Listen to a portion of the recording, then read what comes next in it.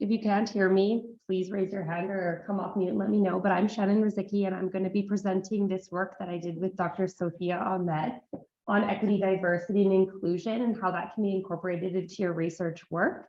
We're having some technical difficulties with the slides, so bear with us.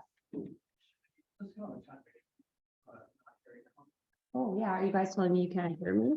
I'll check the chat. We can hear you just fine. Okay, thank you, Stephen, for letting me know that. So our objectives are to understand why equity, diversity, and inclusion are needed in all types of research and how to apply EDI to each step of your research project, from conceptualization through to dissemination and knowledge translation, and explain with a special emphasis on how knowledge translation and dissemination are ethical obligations when you look at research with an EDI lens. I'm going to start with a land acknowledgement. So we are on Treaty 7 territory, which is the current and present day territories of the Stoney Nakoda, Blackfoot, Pekainai, Wesley First Nations. Sorry, I usually have my speaker notes for all of them, but we're also, Calgary is also home to the Métis Nation of Alberta Region 3. So I apologize for not having my speaker notes for that. During this presentation, we are going to use person first and inclusive language throughout, but if you see something that you think can be improved, please feel free to contact me or come off mute, put up your hand so that we can do better next time. So I'm going to start by going over what research looks like when we don't consider equity, diversity, and inclusion. This paper is from a couple of years ago, and it was published in Clinical Vascular Surgery. And the investigators went through the social media profiles of their colleagues and rated their pictures, comments, and Facebook statuses on whether they were professional or unprofessional. And so there was a lot of outcry about this, because the authors would say that anytime one of their colleagues posted a picture of themselves in a bikini, it was unprofessional, whereas other types of photos of, like, you know, their colleagues at the gym working out were professional. They commented on people who were saying things about gun control or gun regulation as unprofessional. And so obviously there was a big subjectivity, and there were some EDI issues with how professionalism was determined.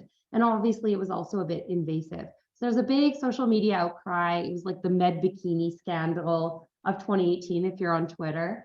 But ultimately this paper was retracted. And so this is kind of a small consequence of not considering EDI, right? Like, you did a whole project, your institution is a bit embarrassed, you wasted your time, but things can be a little bit more serious. So in this paper, investigators in Baltimore were looking to see whether or not they could do colorectal cancer screening via nurse practitioners versus gastroenterologists. It was a non-inferiority study. So in general, you're thinking, well, this is a great study. You're trying to look to see if you can save some money. But keeping in mind that this study was not designed nor powered to look at whether there would be superiority, they're just trying to see is it as safe to have a nurse practitioner doing your endoscopy? And when you look at table 1, what you'll notice is that African-American or Black participants made up 75% of the sample population, whereas the actual clinic population was 30% African-American or Black patients. And this is especially interesting because when you look at observational registry data or randomized control trial recruitment, you find that Black or African-American participants are often underrepresented.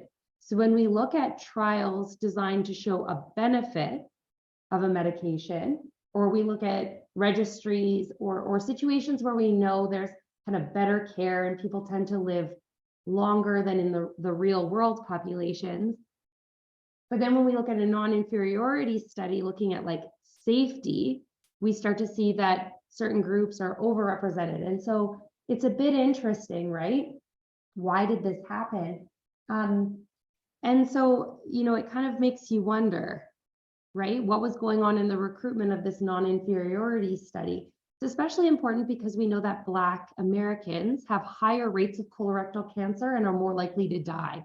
And so you're looking at that subgroup who is at increased risk in a non-inferiority trial. So why were they overrepresented?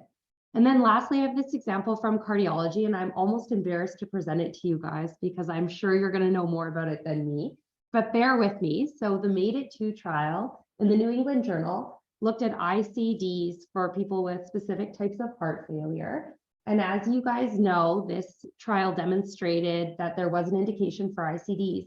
But again, when you look at table 1, males made up 84–85% of this study population. And then as time went on, about 10–15 years, investigators with registry data started to see a trend where maybe women were not having these same benefits and perhaps more side effects from ICD implantation compared to men or male patients. And when you look at the guidelines, there's not really any caveats about should there be different considerations or different risk benefit weighing for male versus female patients, even though we start to see that in real life.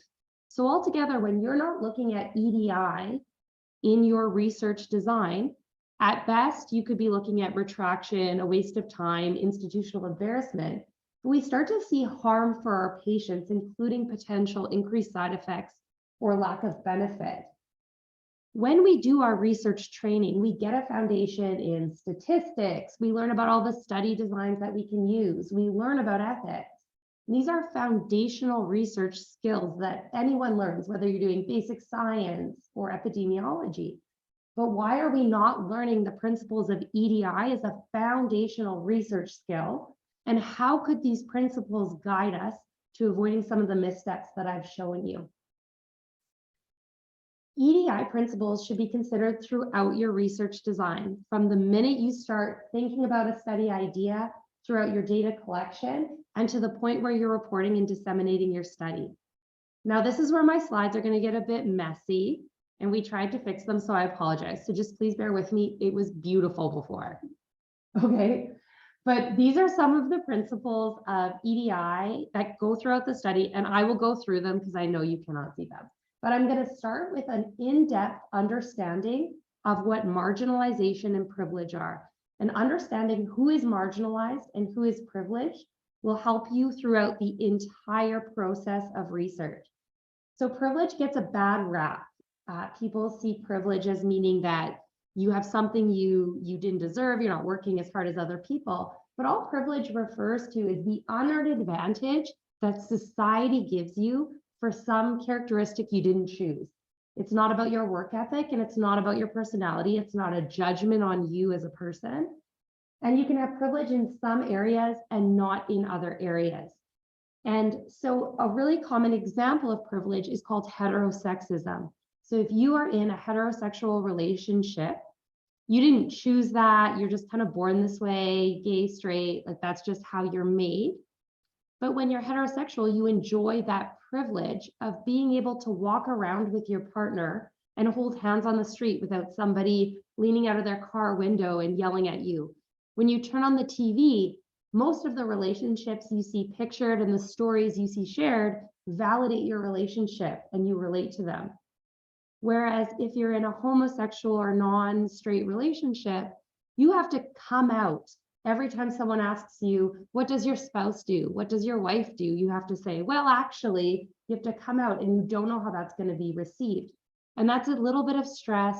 You're always kind of on edge when you're out with your partner. And that privilege, you didn't earn it, you didn't choose it, you can't give it away, but it does change how you interact with society. And we can understand privilege as creating winners and losers in society. And this image is from a reference from Dr. Stephanie Nixon from the University of Toronto. She writes a fabulous paper that I think would really help you understand this concept. But it's about how there's winners and losers. So we often talk about people who experience racism, but we don't talk about people who experience the advantage of being white and that privilege of being white. So when we talk about white privilege, there has to be a winner in the racism coin. Does that make sense? And so you can have privilege in some aspects of your life and marginalization in other aspects. So it's not like, if you're, as a white woman myself, I enjoy white privileges because I don't experience racism. but I can experience gender and sex bias.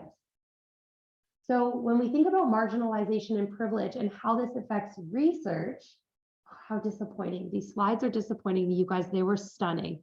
Okay, so when you think about marginalization and privilege when you're designing your research, think about whose voice is represented when you design your study question. Whose voice is being left out of what we choose to study and what we don't study? How does your study protocol, like the requirement to speak English, to sign a consent form, or to come to 3 clinic visits a year, how does that perpetuate marginalization and who is left out of research? How does your recruitment process create winners and losers or follow the lines of disadvantage in our society? And so I'm going to move on to the next, which is learning and acknowledging the history of your field and how marginalization and oppression exist in the area that you research. And again, this informs the rest of the design of your research project. So this is J. Marion Sims, and he is known as the father of modern gynecology. And there are actually statues of him all over medical schools across the US, very well known. And there's tons of equipment and procedures in gynecology that are named after this man. And so when we're teaching gynecology, you know, the medical students will hear about this person, there's awards named after him. But his research and his procedures were developed by experimenting on unanesthetized enslaved Black women in the United States. And this was like not that long ago. And so when we are teaching about how fantastic this person is and how important this research was, but we don't acknowledge the harms that this man created, what are we telling our medical students? What do our Black medical students feel when they hear about how enslaved Black women were put non-consenting into research and subject to pain to create this legacy? And when we don't acknowledge this history, how might we replicate these mistakes in our research going forward? And then how do we teach medical students that medicine is like this noble profession and research is like this noble undertaking? And it creates kind of this hubris that we can't harm people, but we need to acknowledge that we can and we have and we may. And so we really want to move away from this doctor as a noble, unharming person. And I'm going to talk throughout about how learning and acknowledging the history of your field can inform other aspects of your study design. But you can address this by doing an EDI literature review at the beginning of your study. So you do like a literature review, like what is known and not known about this topic. Go to a medical librarian, go to a humanities expert, go to a medical historian, and learn. Learn about the EDI related history of how pacemakers were developed or ACE inhibitors. Learn that history and think about it. Let it inform the rest of your study and the rest of your teaching. Okay, you need to recruit diverse teams. And we know that there are groups of people who are underrepresented in medicine and underrepresented in research. And that is because of historical and structural lack of access to the networks and opportunities that have allowed us all to be here. And it's hard to recruit diverse teams because we know this is both a pipeline problem as well as a glass ceiling problem. So you might look and say, well, Shannon, people aren't applying to be my research assistant from some of these underrepresented groups. And so I would suggest to you that you can reach out, like how are you recruiting your summer students? How are you finding your research assistants? Where are you advertising? And how might there be differential access through those networks?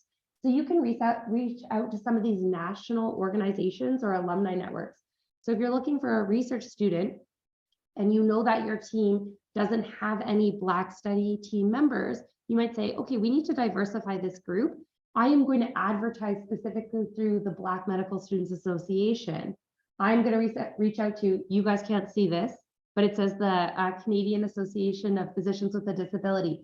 So how can you reach out to these alumni groups to advertise to perhaps increase that diversity? And we know that a lack of skills is not the reason why people are underrepresented. There are a lot of other structural factors, but you may have to build capacity with directed mentorship, or you may have to pay for extra coursework as part of your study budget for people who have been otherwise excluded to build that capacity. And so being thoughtful about how some people have been advantaged by the structures of research and how some people haven't, and that sometimes we need to pay back and give back a little bit to increase that pipeline. On your team, you need to maintain safety for those people who come from those underrepresented backgrounds. So you can't just, recruit an Indigenous grad student and then put them on a team where people are not using inclusive language or that is harmful. And so you need to educate yourself and your team about how bias and structural racism may affect people so that your team is a safe space for them. And the bottom hexagon says compensate appropriately. So it may not be possible to have somebody who comes from a marginalized background or a low SES background work for free on your study team. That's an opportunity that not everyone can have. And a lot of those summer bursaries that students apply for end up being less than minimum wage. So if you're looking to pay for your summer students like tuition and housing and all those things, a lot of summer students from these low SES backgrounds, they have to get multiple jobs. And so if you're not compensating your team appropriately, you're unintentionally excluding people who just can't afford to work for you. And that creates structural barriers. So please think about that in your study budget. So moving on, when we think of diversity in terms of our study team, but please think of diversity in terms of your study population and the communities that your research serves. And so a lot of people may be familiar with the community-based, participatory, action-based, and oriented research methods. And this is about actively engaging a community of people in designing your research question, conceptualizing your study, and designing it. When you engage with a community to do a more inclusive research project, it sometimes means you may not be able to do the study that you want to do. Sometimes the community's needs and research question is going to be different than yours. But thinking about who do we serve and how does marginalization and privilege mean that some communities don't have access to like this big research institution or machinery that we all exist in, and how you as a researcher in some ways have that privilege, how can you bridge that gap? And so it takes time and skills and a little bit of like humility in terms of sometimes as a researcher, you know what the unanswered questions are in science, but that may not be the biggest priority of a community. And so that takes time and money and skills.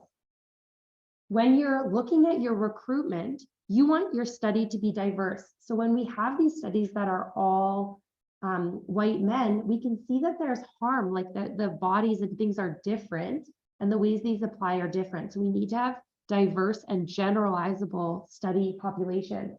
And so I'm going to start by talking about how exclusion criteria can sometimes seem very intuitive, but actually can lead to problems. And the most prominent example of this is with the recent research on COVID-19 vaccinations. So when I say we like I was involved, I was not involved, but when scientists were looking at the safety of COVID-19 vaccinations, pregnant people were excluded from these trials. And that makes a lot of sense to us, right? We're like, we can't have pregnant women in this trial of this new technology, can you? Well, 77% of healthcare workers worldwide are women, the majority of whom are reproductive age women. When you think about the nurses, the healthcare aides, even physicians, the vast majority of healthcare workers are women. And so when you do a study and you're like, okay, the COVID-19 vaccination, it works, but we don't know if it's safe for pregnant people, you are leaving healthcare workers then individually to make this decision on their own because it's a life-threatening disease, it's high risk, things are moving fast. So you think you're protecting pregnant people from this potential risk, but the reality is the risk exists. And now you're leaving people without information. And so think about how the informed consent process can be used to potentially include people that you might have otherwise excluded. So for example, how many women may have volunteered during pregnancy for those trials with an informed consent lens? Like we don't need to assume that those women would not have participated. We don't need to exclude them, from the get-go. And I realize that the Ethics Review Board is a part of this, but just thinking about those exclusion criteria and how informed consent can bridge that gap, because a lot of our colleagues even who might have been pregnant during the early days of the COVID-19 pandemic, you're exposing yourself to that risk anyway, and then you don't have those data. Inclusion criteria are also really important. And so you need to go through each of these criteria with an EDI lens. So, you often read the inclusion criteria and you just copy and paste it from another study.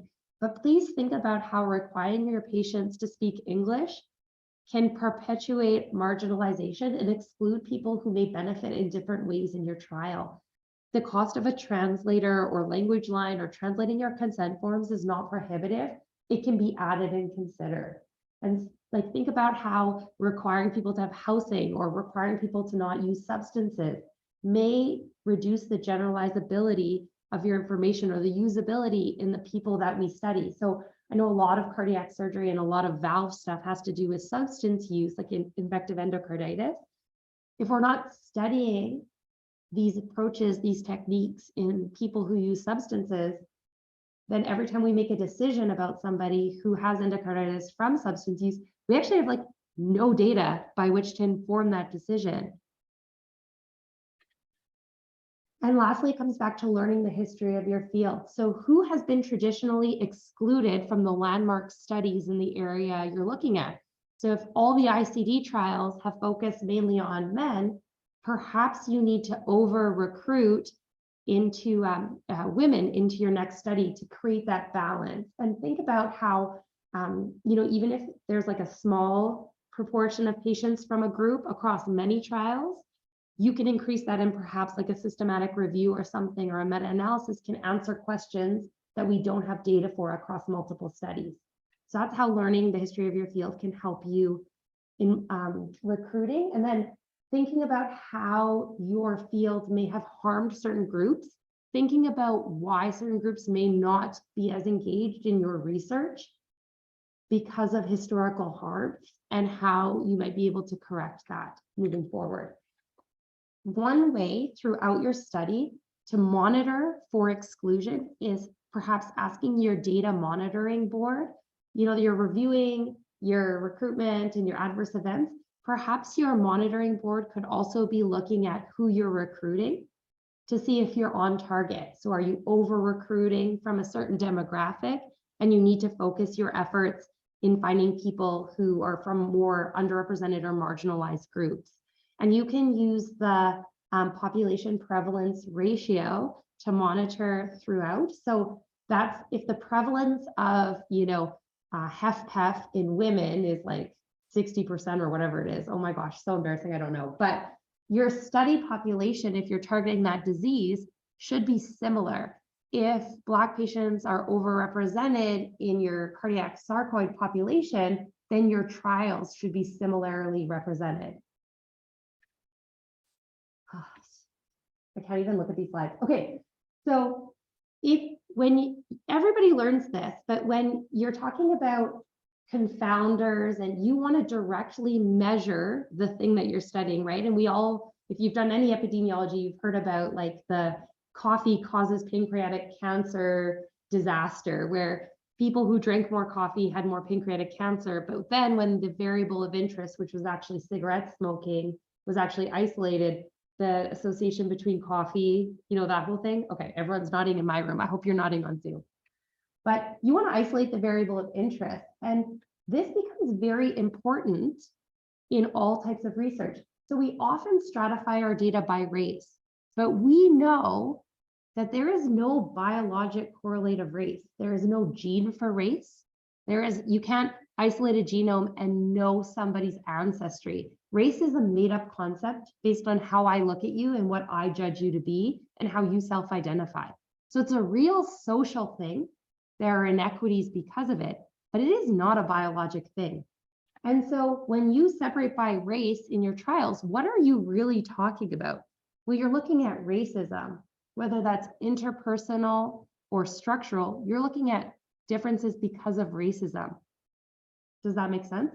And there are scales and metrics and things that you can use to measure racism rather than race. And so think about that very carefully, even with your reading results.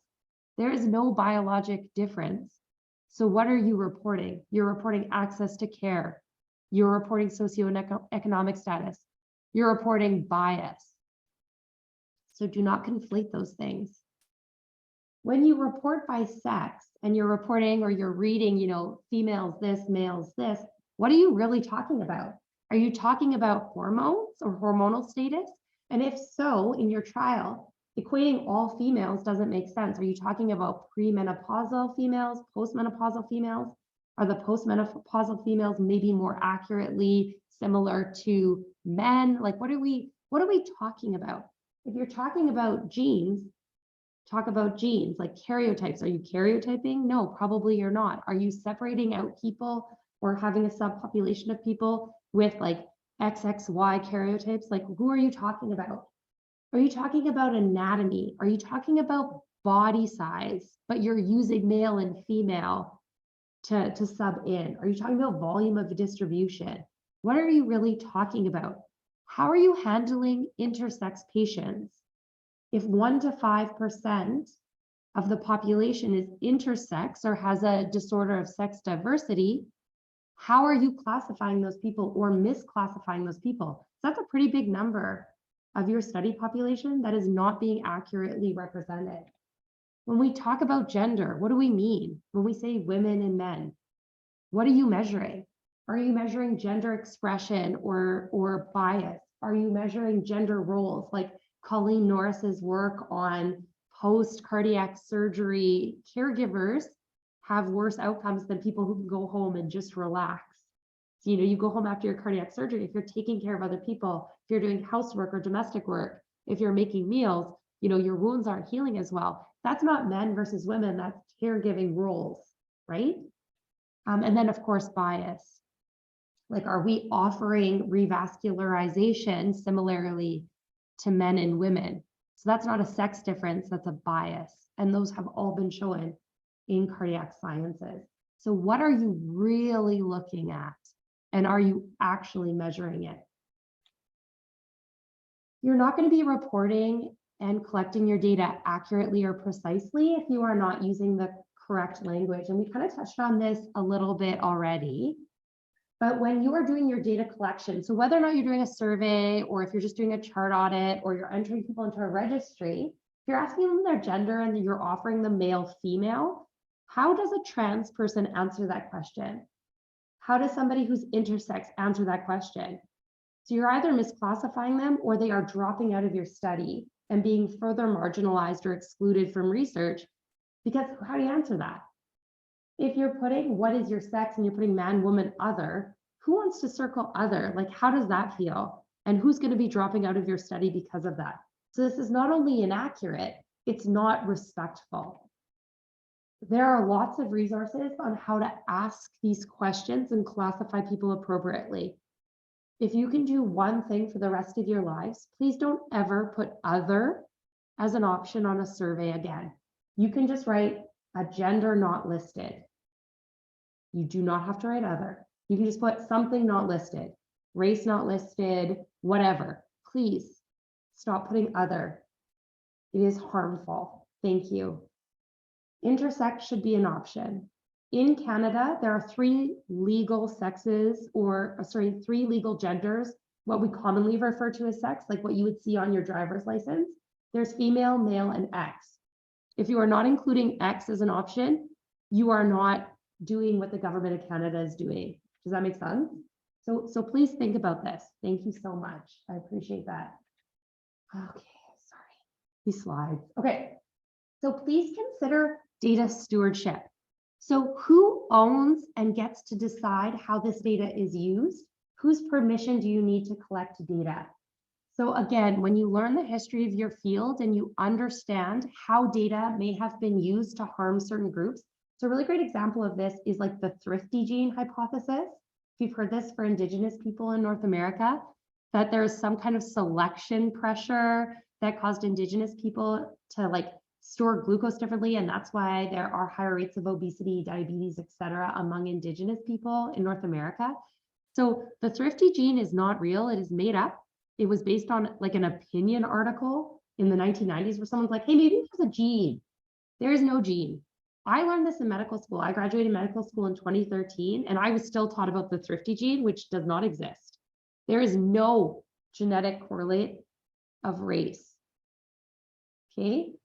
So when we say, okay, well, Indigenous people are just going to be higher BMI, have more diabetes, whatever, that is harmful. And so that's how data has been used to harm Indigenous people rather than help them. So when you think about how to interact and do research on or with a marginalized population, please understand how they have been harmed by this in the past. You need to understand community versus individual ethics. So we think about individual consent and individual ethics, like you sign away your genome to me and I do research on it or whatever. But in a lot of groups, the community, they're more community minded than Western society can be. And so you can't just individually consent somebody for like biospecimens or their data. That data, especially if you're analyzing it by race or marginalized, identity or stratifying it, that data may not actually be theirs to give away to you. And that's especially important amongst First Nations people in Canada, where they're more community minded. And so the data and the research is something you consent the community to. And so we're not really used to that, and the ethics board does not require it.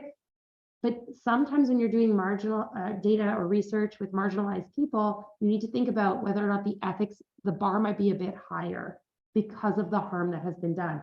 And so OCAP training is created by the First Nations Governance Council, and it goes over a lot of these principles. And I think these principles can be applied to a lot of research, not just research with First Nations people. So you can put this training on your budget, or that can be something that you can help understand data stewardship. I'll never get over this. Okay. So knowledge translation. We've all heard that it takes 17 years from something in a primary research publication to be like in the common practice. And like, we all know that that's not very great, even when it comes to health data, but that is completely absurd when it comes to finding a disparity based on racism or sexism or something that harms a marginalized community. How can you wait 17 years to fix that? And so when you discover a health-related disparity for a marginalized group, you have an ethical obligation to work harder on the knowledge translation to close that gap. Like if you uncover it as a researcher, you have an ethical obligation to address it. Whereas I don't think you have an ethical obligation to make sure everyone's deprescribing aspirin for primary prevention. But if you find out, for example, that there's a certain category of patients who are being harmed by ICD insertion, I think the knowledge translation is different. And I think of it more as advocacy, where it's taking your research findings and making sure it comes into common practice. So that knowledge translation or advocacy starts with disseminating your results to the community. And that does not mean taking your scientific publication and like sending it off to a couple people. That information needs to be given to them in a way that is understandable and usable by that committee. So if that community needs to access lobbyists or work with policymakers, they have to understand those data. So you may need to spend time retranslating that data into a way that they can understand. And if you didn't partner with the community on day one, then you might be stuck reaching out to national or organizations or community leaders. So if you find a disparity, you might want to start by reaching out to, for example, the Black Physicians of Canada or some group and saying, like, I found these data, I think it needs to be addressed. Do you guys have like an avenue for this? And I think that that extra step comes from the ethical obligation of the researcher. Please do not overlook that. And so an example of how we've done this in some of my own work, this is unrelated to cardiology, so I apologize in advance, but I worked with a resident doing a survey of experiences of breastfeeding when returning to work for resident physicians. And in our survey, the resident physicians in Alberta were like, we don't have time and the space to pump breast milk when we come back to work. And we're like, okay, yeah, that's interesting. And so we're writing it up and we're just like, writing the introduction. We're like, oh, there's been a lot of surveys that have shown this, that there is not enough time and space for pumping breast milk at work for people returning to work, especially physicians and residents. So we're like, oh, that's really interesting. We write it up. Oh yeah, look, it's everywhere. And you write your paper. Okay, but does that stop? Do I say, okay, look, if you guys want to read my paper in BMJ Open, like go find it. And then I just move on with my life? Well, like, no, that's not appropriate, right? This is a problem that people are facing in Alberta, and it has a gender and sex-based disparity lens. People are struggling with it. And so as part of our literature review for this paper, we uncovered legislation in Canada that says actually, when you return to work after a parental leave, you have a protected right to the time and space to pump breast milk at work. And you're like, oh, well, that's a right. And yet we're not meeting that in Alberta. And so how do you make this into action as a researcher? Well, what I did is I talked about it all the time, just like I'm talking about it now. Like if you had a conversation with me in 2018, you heard about this. Like you could have consulted me, you know, for diabetes, and I'd be like, wow, do you guys have a lactation space here? Because did you know you need one? And I talked about it all the time. I made presentations and infographics, and I tweeted, I called AHS leaders, I emailed medical affairs. Like you heard from me. If you had a leadership role, Sarah Weeks is laughing in the room because I'm sure I emailed you in your role about this issue. And at the end of the day, AHS actually convened a working group on lactation at work and wrote a policy that they were going to create accessible lactation rooms in all AHS facilities. This was all passed and approved in February 2020. So if you are wondering why there is not currently a lactation space in every AHS facility, because in March 2020, everything kind of fell apart and like there were a lot of other problems, but we're going to get back on track. So it was a really good goal, and I understand why it was paused, but we're going to get back on track and get, excuse me, lactation spaces everywhere. I'm not crying. I just have a dry mouth from being sad about my slides. So what can you do today? As researchers or people participating in research, you have an obligation to understand these EDI issues, and you didn't necessarily learn them in your training. I'm probably dying, I probably have COVID. So how can you now learn these things that you may have missed out on? So implicit association tests are a really great self-reflection practice and tool to examining the ways we make associations beyond, you know, our conscious control. Bystander intervention training is a skills-based workshop that you can take so you learn how to recognize bias in real life when it occurs, and you learn how to safely and politely or not, non-confrontationally say, hey, this is not right. So it's about learning skills and tools for interrupting bias when you see it. If you grew up in Canada, you probably did not get an accurate learning about Indigenous history. I went to high school in Alberta, and like, Matt, I learned frank lies about Canadian history and how it pertains to Indigenous people. I didn't learn about residential schools till like 2015. It's absolutely egregious. And that's a structural form of racism that you can overcome by learning Indigenous history. And so there are lots of free online courses that you can take that learns this history and can just make you a better physician and researcher. And then anti-racism is another set of skills or practices. So this is one of my favorite things. It's like a daily newsletter you can get it weekly if you get a lot of emails, but it's a newsletter by an anti-racism group where they take the week's news and reframe it in an anti-racist lens. So for example, if you're learning about, I don't know, someone going to jail, they can reframe about how the carceral system determines who it is and is not a criminal, and how that might be biased. So I've learned a lot from that. I think it's great. So how do you consider sex and gender appropriately in your work? I know CIHR really requires people to do this. I get about an email around this time of year. I get about an email a day being like, how do I consider sex and gender in my work? So I'm happy to help, but there are resources available to you.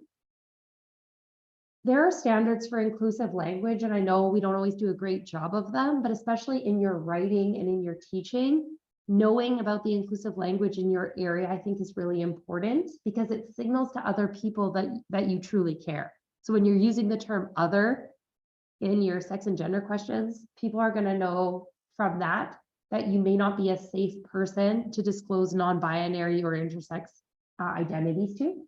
And then I already talked about the OCAP training a little bit, so I think that's very helpful. And if you have any questions or comments, any discussion, now's a great time. If you want to email me later, that's fine too. And you guys, you need to know that my slides were really beautiful, but we were not, I don't know what happened when they got translated to this computer, but they were so nice before, I promise you. So I'm sorry they were a bit messy, but thank you. Thank you.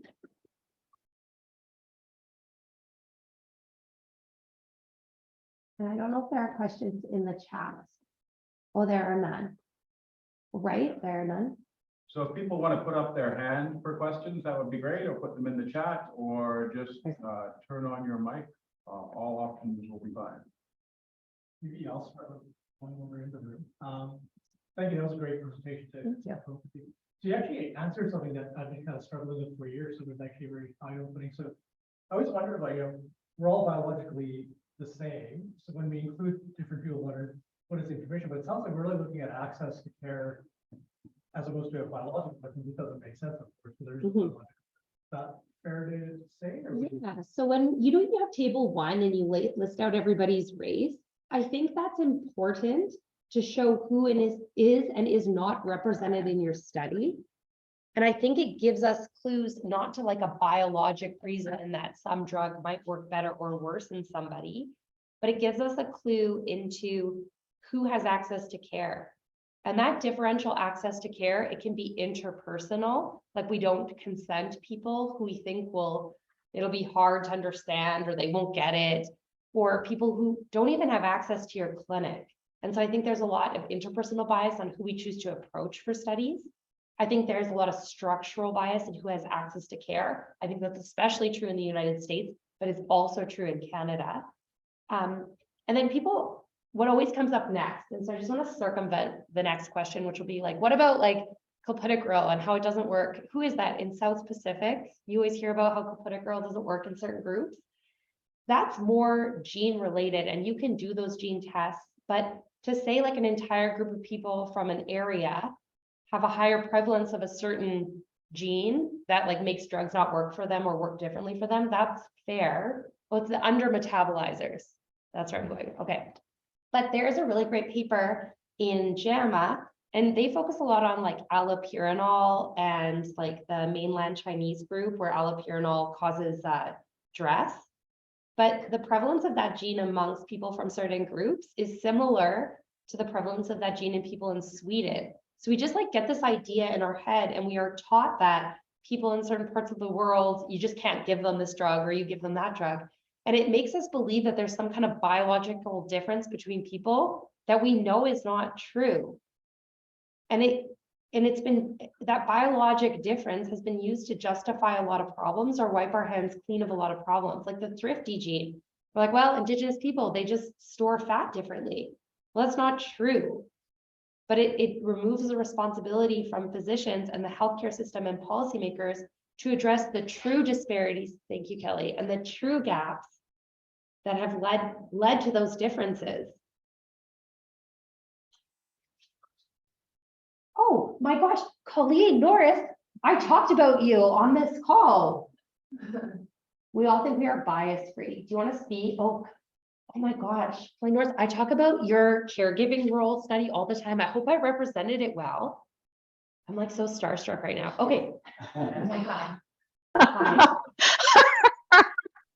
Thank you for all you do. Okay, so implicit bias is really interesting because we've had so many conversations about like bias and Me Too and racism that people think that if they have bias, it means that they are a bad person.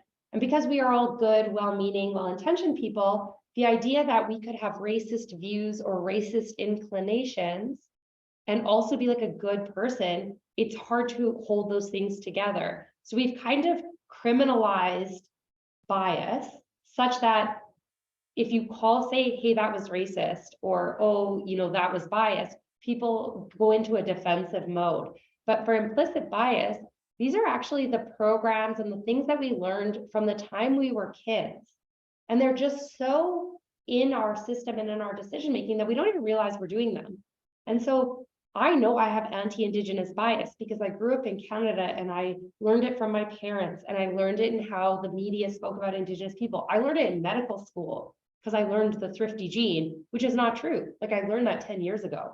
And so I've been taught anti-Indigenous discrimination and racism my whole life.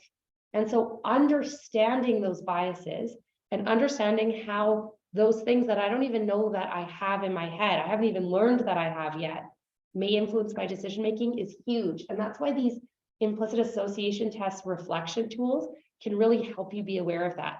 So a really good example of how we learn bias through our upbringing is like, with boys and girls, like little boys and little girls. Okay, when girls play with dolls, we call them dolls or Barbies or whatever. And when boys play with dolls, we call them action figures. It is the same toy. Like, it's the same toy. Do you know what I mean? They are little replicas and you act out experiences with them, and we call them different things. And like, even the term action figures, like, it plays into this idea of what is important. Or like, another really great example of this is like, we have terms that we use only to describe people who don't fit in with their gender role, like that gender discordance. So like, women are supposed to be like communal and polite, and men are allowed to be aggressive. So for example, we have specific terms for women who ask for help. We call them nags. Like, if I ask someone to help me clean up my house, my husband, I'm nagging him, right? But we don't, if my husband asks me to like help with childcare, no one's calling my husband a nag. So we have these terms that we use exclusively for one gender or the other to police their behavior. And you don't think about it, right? It's implicit. You just kind of like learn it in your upbringing, but it influences how we view the nagging wife, right? And so just thinking about those things and how that might influence how we recruit patients, how we design our studies, these things we don't even know about. And so you can do racist things and you can have racist views and still be like an okay person who just has more work to do. I'm not defending racism, so I'm sorry if it comes across that way, but I just want you to hold into your mind that you can be a good person who is doing your best, and you can do racist things that harm people. And both of those things can be true. And I'm just asking you to start working on identifying those unintentional things you're doing, understand the crazy ways that racism can manifest in our society and in our research and our system. And when you can, recognize and act on those things to make a difference. And that's what makes you a good person. I think we're all like really well-meaning people and we can make mistakes. But I'm not defending racism. I just wanted to ask about the knowledge translation piece. Oh, yes. You know, you talk about how if I uncover an issue with a disadvantaged group, I have ethical responsibility to fight to address that. But that's a lot of work, I'm sure, as you discovered with your approaching AHS. It takes years, it takes massive amounts of your effort, and it takes away from your core, it takes you away from your core skill set. Yeah. So how do you address that question? Is there better people to undertake translation? That's a great question. That's fantastic. And, you know, Dr. Ahmed and I talk about this all the time. So EDI work is very undervalued by institutions. People who are on EDI committees, like, that's under-recognized and undervalued work. Whereas we care a lot about like publications and grants and being in the newspaper and like, you know, those things. That's what like academia rewards. And so by its very structure, academia does not reward this work or not value this work or encourage this work. And part of understanding privilege is understanding your position in this system, and that while it may not advantage you, you have a unique power and a unique voice just by being a researcher, just by being a cardiologist or a surgeon or whatever. You have a voice that it's easier to amplify these issues than these marginalized groups. So residents who can't find a place to breastfeed at work are not going to call up like Francois Boulanger and be like, hey, I don't have a space. But like Shannon Ruzycki, who like, I don't have a lot of time on my hands, but I have some. And I'm like, hey, I published this paper, I'm going to email it to everybody. You have more of a voice when you email people. You know, you have more of a place and more privilege to get that message across. And certainly it's a unique skill set, right? Like knowledge translation is not, I don't want to like there are people who study this, there are people who have PhDs in this, like it's not a small thing. I think a really great place for us to start recognizing that we have other obligations and like, you know, you can't just quit your day job and like, you know, march to Ottawa for universal drug coverage or like whatever. But you can say, these data might help this group. I need to find that group, connect with them, and share my data with them. I need to share it in a way that they can understand and use it. I need to lend them my name and my credentials and my, that privilege. When you're like getting on a plane and you're like, I'm a doctor, you can't bump me off this flight. You need to use like that privilege to get that message across. And it does take time and it does take away from your other work. But I still think we have to do it. And you know what? It might not be rewarded by the University of Calgary or HS, but I still think you have to do it in some way. You have to think about it. I think we have an obligation. I just do. Oh. Gosh. Where? He's got his hand up. Oh my gosh, he's with his hand up. Yes, can you come off mute? Sorry, you guys, I'm not even paying attention. Sorry, were you calling me? I couldn't hear. Was it me or? Yeah, you had your hand up, I think. So Shannon, it's a very nice and comprehensive presentation. 3 points to make. I need to play the doctor card to not get bumped off the plane. I don't realize I can do that, but thank you. You can. I've done it. But there are two other areas that you were getting into. It had to do with the difference between table 1 and what table 1 meant, I guess. And I want to share two things I've heard from others and get your comments on it. So one is about the issue of race. And I was at a meeting a couple of weeks ago, and Clyde Yancey was talking about EDI issues, largely around race in the States. And one of the things he suggested, and this was a very US-centric thing, was that you can actually get a questionnaire out of CDC to try and track, when they did the census, by sub-neighborhoods where someone lived. And that actually, he said, tracks much better with socioeconomic status than something like zip code. He didn't know if there was a Canadian equivalent. I don't know if there's a Canadian equivalent, but if you do know and you could share that, that would be helpful, because that's, if it's stuff we can get and adjust covariates, that would obviously be a fairly easy and perhaps good thing to do. But the other, and then I'll let you answer both, is that there was someone speaking, I thought here at the University of Calgary, was a Northwestern researcher from Northwestern University who is a mouse researcher, but is sort of passionate about the whole issue of sex, I guess, in mice. I don't know that mice have gender, but maybe they do.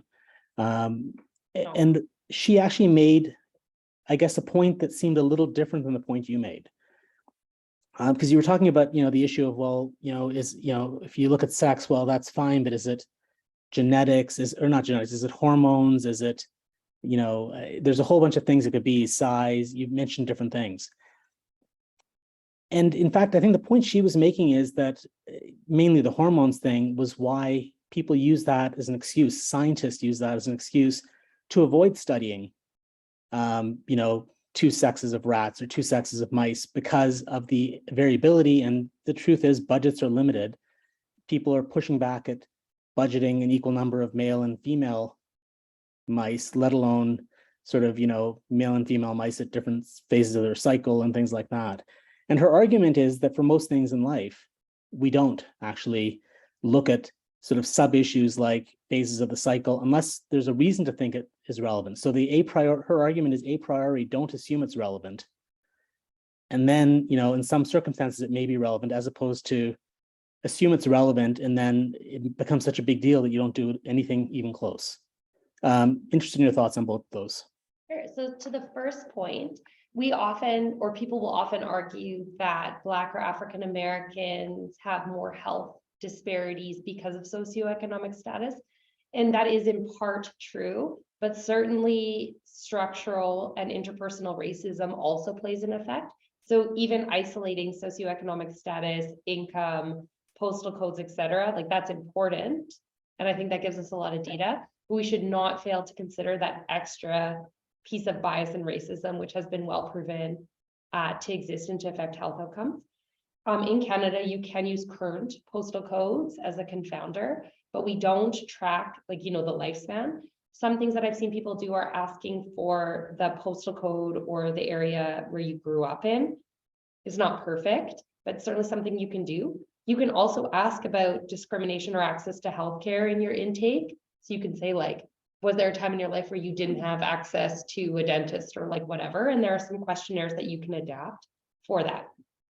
As to the second point about like hormones and sexes and things, so the reason why we say, okay, it probably doesn't matter about phases of the cycle or like postmenopausal, premenopausal, like, you know, our a priori hypothesis is that doesn't matter and that we don't consider it when we're making decisions is because we've never considered it in science. And so we can say it doesn't work. We actually don't know that. And that's about how like when you learn the history of a field, if you look back historically, we've not studied those things. We haven't looked at them. And so to assume they don't exist because we've never found them, I don't think we've looked. And I hear a lot about like, yeah, like the budgets and doubling your budget for mice. To me, that argument is kind of interesting. It's like, okay, well, we're going to do research and we don't know this, but we're going to assume, even though the evidence and the history of our field tells us that males and females are different in some important way, whether it's body size or genitalia or whatever, like whatever it is, we know that some of our outcomes are different. The pathophysiology of HFpEF might be different. Like there are things we see are different, but we are just going to study this physiology in male mice because it's less expensive.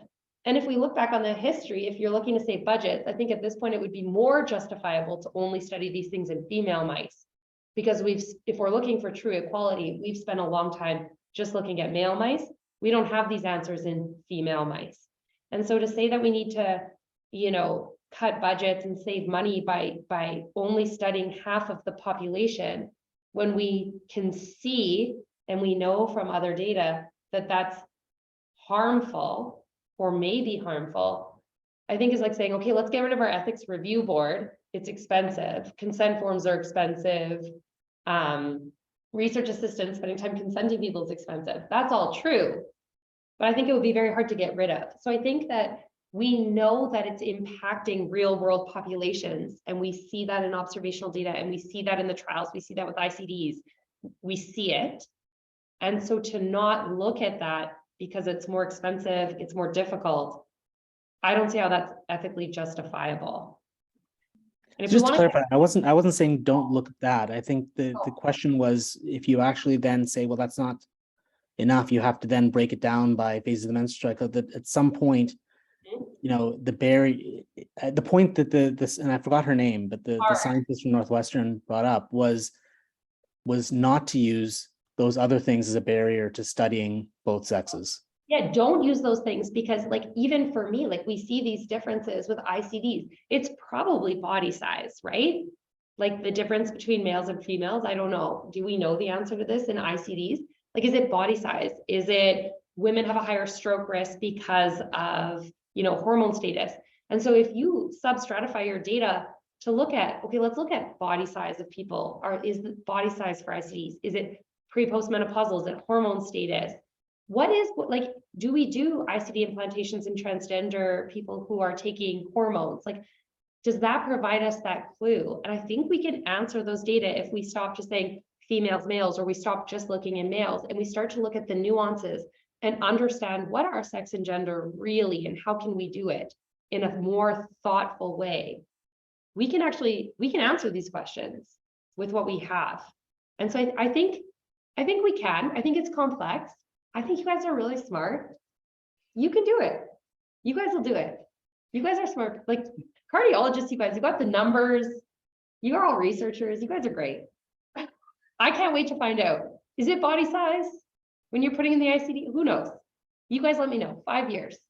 You'll figure it out. I think that's a good point to end it. We're 5 minutes past the hour, so thank Please you. email everyone. me. We'll get you back on your schedule. See you next week.